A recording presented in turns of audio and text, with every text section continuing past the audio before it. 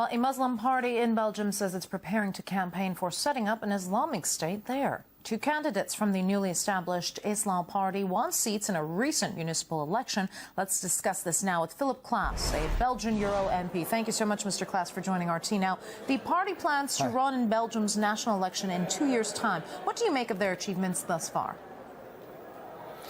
Well, of course, it's very worrying to see what's happening now. We see people from with an Islamic background forming their own political parties now and demanding, the introduction of Sharia law and an Islamic state in Belgium. We've always predicted this, but up till now, Muslim people mainly supported socialist parties and other leftist parties, but now they feel apparently confident enough to make their own party and to make their own revendications. And this is something really worrying, I think.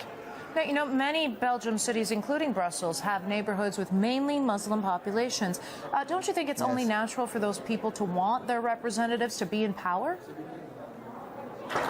Well, first of all, the people who come into our country, and I'm not talking about just Belgium, but any other country in the European Union, people coming into the EU should adapt to a set of values, I think, should respect the separation of the church and the state, should be in favor of equality of men and women, in favor of the rule of law, freedom of expression.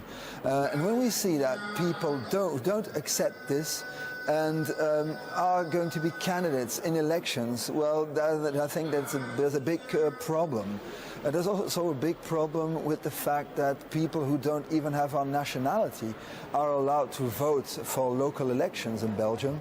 And I think this should change. And first of all, also, we should put a stop to this mass immigration of people coming from outside Europe and from mainly Islamic countries, people who cannot and will not adapt to our way of living.